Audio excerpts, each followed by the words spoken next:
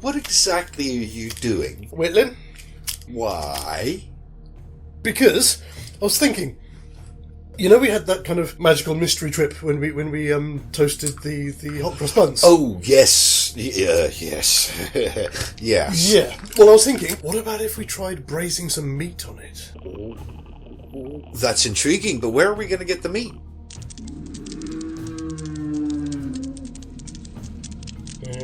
What?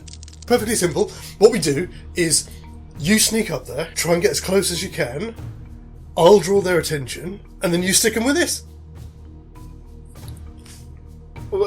Yeah, but what about if they're on the ceiling or something? Well, that's fine. I'll get them down. Ow! With this. Technically, in the real world, it's a lighter, but God knows what it's going to be here.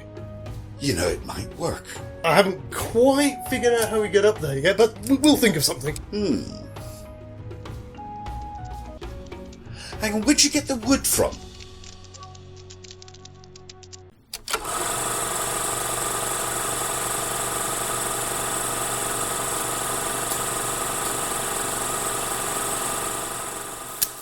Maybe movies. Hello, ladies and gentlemen, and welcome to, I'm going to have to do it, episode 180! For those who know, you know. And yes, it is a lighter. Doesn't even work. There's still a spark in it, though. I don't think I've ever actually filled it up. Oh, it just needs filling. Okay. Welcome back to Maybe Movies. Hope you've all had a brilliant start to the week. Ours hasn't been too bad. It's been pretty darn good, if I'm going to be honest. So, that up there, which you can see glowing away on the shelf, was our drink at 300 bottle. It is now our drink at almost 900 bottle. Indeed. Hello. Welcome, and thank you to all of our new subscribers. Yes, I mean, I can't... Obviously, I will echo what Sam said there. Thank you very much. You're more than welcome to the channel. What can we say? We're absolutely just gobsmacked. It's been fantastic. Wonderful to see you here. Hope you continue to join us. Absolutely. So, I'm going to do the thing. Sorry about the wood shavings. We can use those as croutons. Let's not. No, let's not. They'd be very chewy croutons. Come hither. Okay, so we're going to chow down on Clive Barker's sock drawer. The sock drawer. Sounds tasty. There we go. This is a delirium tradition where whatever mad concoction I've come up with will help us celebrate the important milestones. So, to all of our new subscribers, cheers, and to all of our subscribers, basically. All of you. Thank you. Yes. Cheers, sir. Cheers.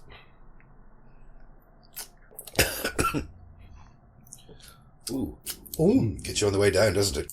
But worth the wait, folks. Absolutely. Yeah, so this is my brew from this year, which is effectively peach Melba wine. It's peach and raspberries. I mean, the colour is fantastic, absolutely. Lovely burn. Unfortunately, not for public consumption. Yes, very limited vintage. Very limited indeed. I think you were saying for the next one we should get something a bit special. A bit special for the old 1K. Yes. Well, I mean, I don't know about you. I don't know if I can get where I can get some from, but I know my dad used to be very partial to Purser's Navy rum. Okay, I've got nothing against Navy rum. Yeah. I got nothing against rum in general. Either that or Kraken, because Kraken's always best. Kraken is amazing. Yes. We'll worry about that when we get there. So, do you want to do the shout out for today, or do you want me to do it? Okay, right. Yes, okay. So, this week, it's another one of our old friends, supporters, and good pal of mine. This channel is AKA Freelancing. It's AKA Freelancing, all one word. And he has a channel that hosts a number of short films made by local lads and lasses, including some of my own very personal efforts in there in one or two very small cases. So please head back to the channel, check out his videos, watch them, and maybe even give them a like or consider subscribing to the channel. That would be fantastic. Encourage him to make more movies, please. Absolutely. Yes, you do. make more relics. And of course, as always, there'll be a link in the description below and in the top corner here somewhere as well. Thanks again, buddy, for everything. Again, all your support has been wonderful. Just a quick reminder, because I have remembered this time, it's our final Wednesday of the month, so our poll will be going up for our wonderful viewers to have your say on whether or not, or which of our 2 new theoretical movies should be our maybe movie for August 2023. So it will be going up on the Zadrum Twitter feed today. It will also be going up on our Patreon page. I'll put it on LinkedIn as well, which is actually, that's for mine, that's Max Rad. And also now, because we've got one, it will also be going up as a poll on our community tab on YouTube as well. So yeah, have a look, have a think. Again, as always, watch back over the month and cast your votes. And then at the beginning of next month, we will announce the winner. Yes, which movie gets to be the maybe movie? Shall we? Shall we? Yes, right. Well, yes, I suppose we should. So, interesting bit of trivia that I found out. Oh, well, more trivia? Okay. More trivia, yeah. Captain Blumbert. Well, yes, the British... The British guy. captain in Temple of Doom is played by Philip Stone, who played Zogi the High Priest, who marries Ming and Dale at the end of Flash.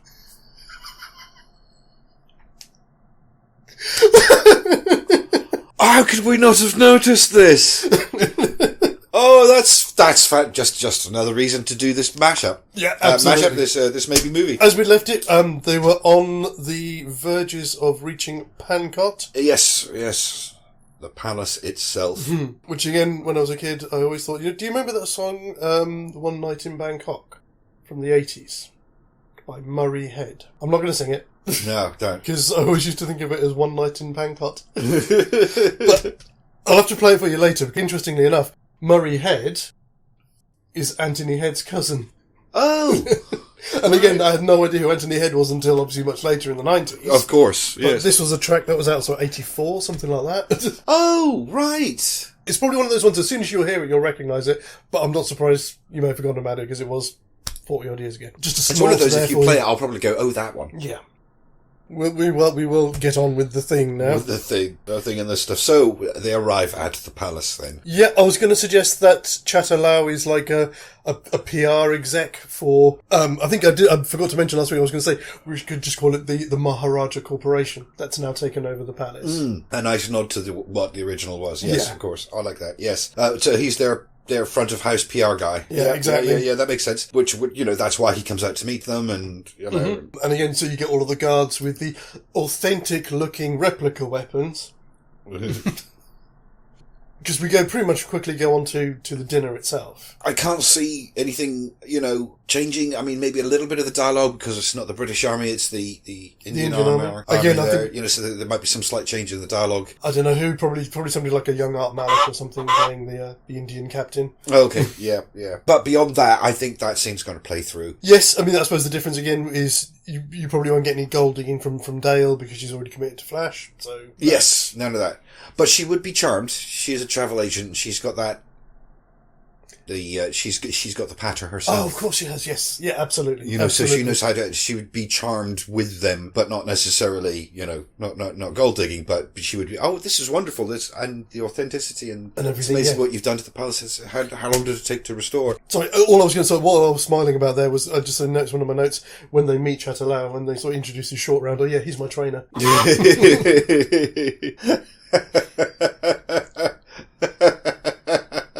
Oh, that tickles me. Oh dear. The only problems that I could see with this scene is because we've said that they're looking for the sacred rock. We've had no mention, really, of the Shankara stones, and we've also had no mention of the thug. Well, didn't the thuggy know? Oh, no. Oh. Well, initially I thought it was a problem because when they had the dinner, because obviously very much Indy pokes the bear about it. Yes, but Flash probably wouldn't.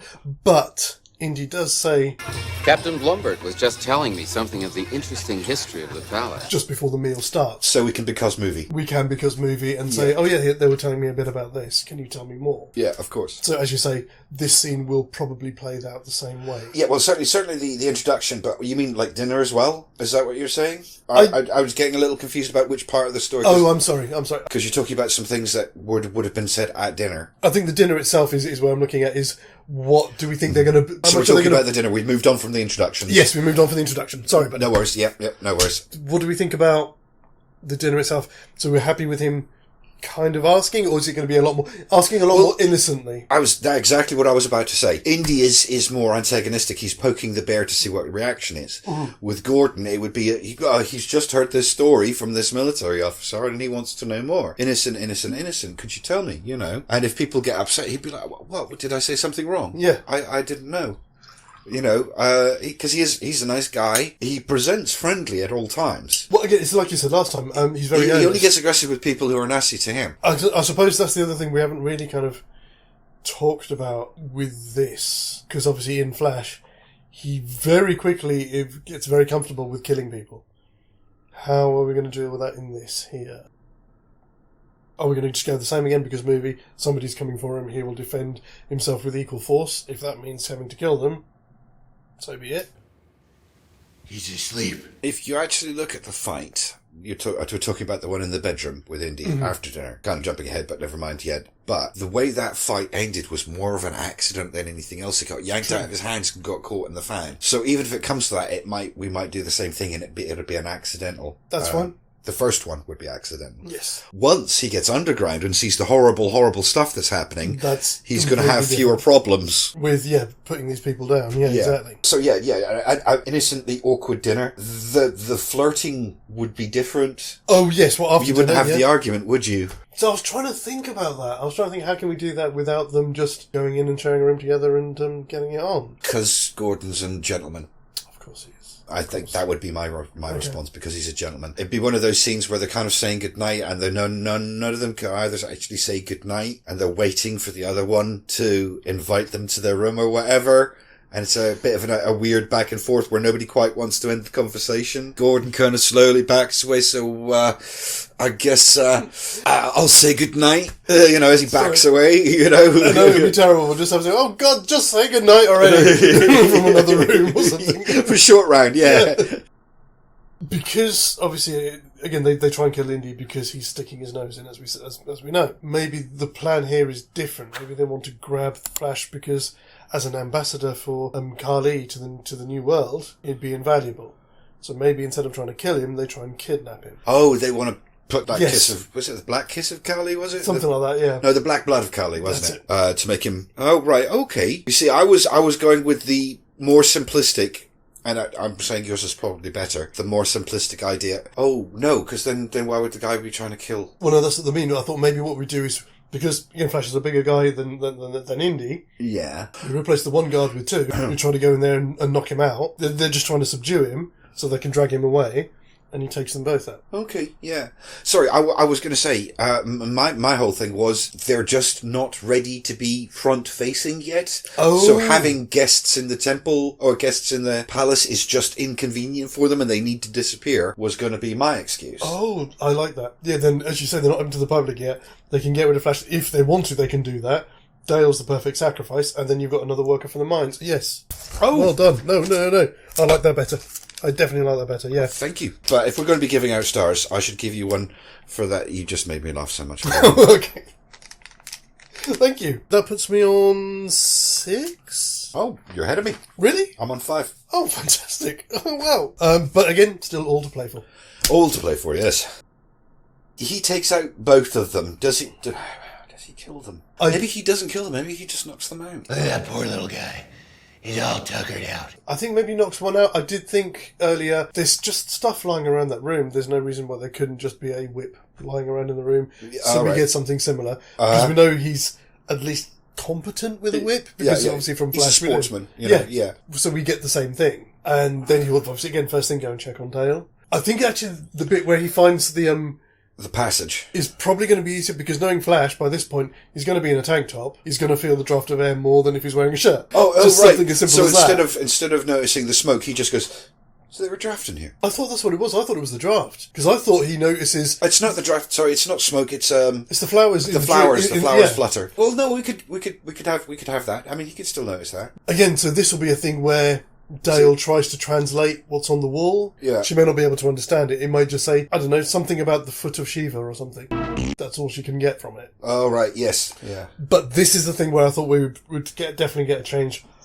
Because I don't think Dale's going to be happy being left behind. I don't, you're right. It makes more sense because when... Oh, no, I didn't... Ooh.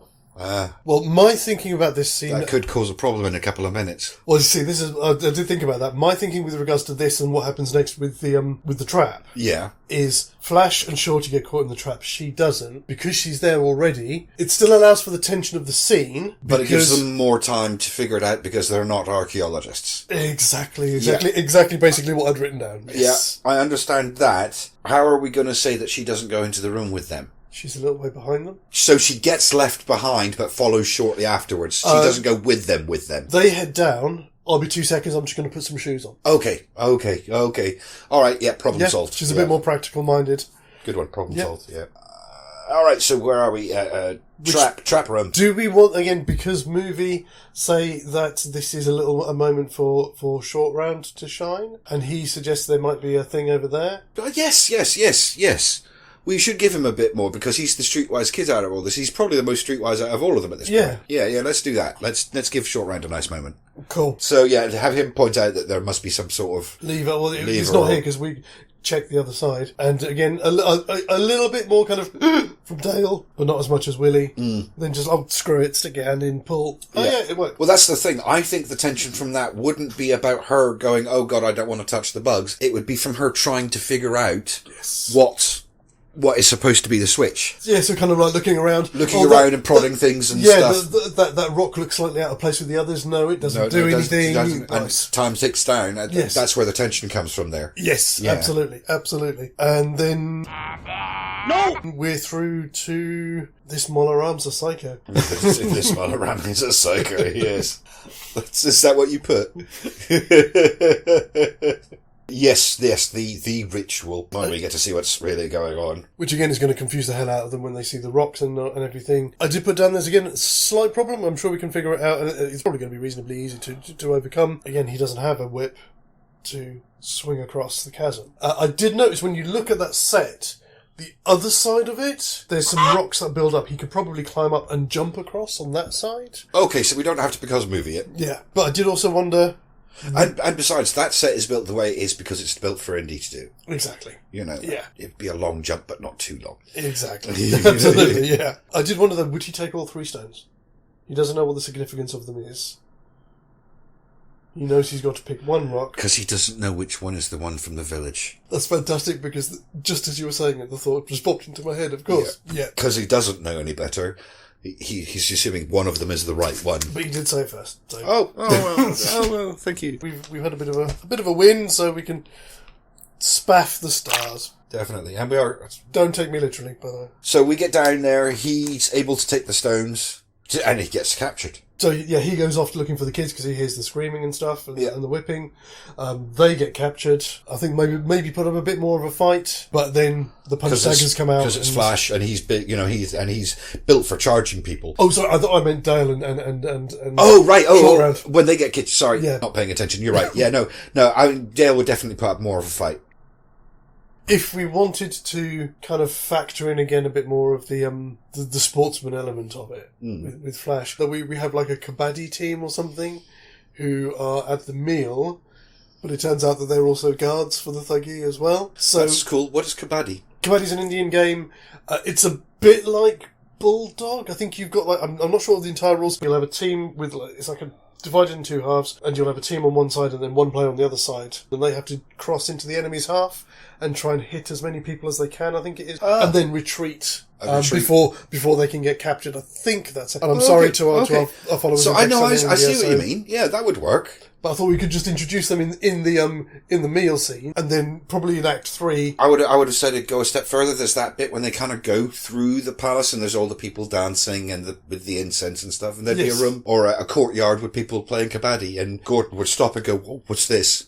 Yeah, fantastic. That would give him a proper moment to be, I am a sportsman, by the way. Yes. You know. Maybe tomorrow we could practice. That'll be brilliant while you're here. But obviously never gets a Britain. chance to. Yeah, exactly.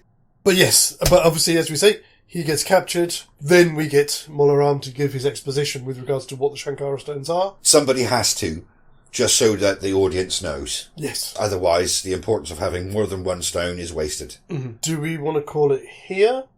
Or do we want to call it when Short Round frees him? We did call it when Short Round frees him before when we were talking about it. We did. I was just thinking, sort of retroactively, because we've covered quite a lot there. Do we want to leave that scene for the start of Act 3? Otherwise, we're going to have a very short Act 3. Okay.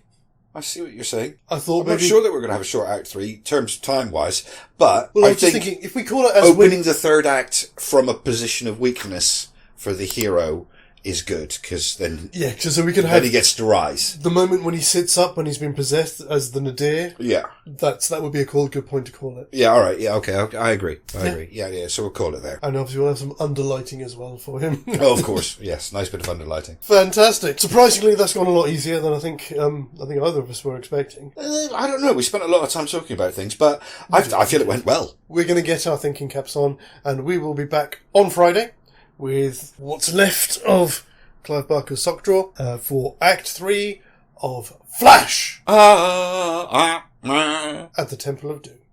Take care. As always, guys, TTFN. Ba ba ba ba ba ba ba ba ba ba ba ba ba ba.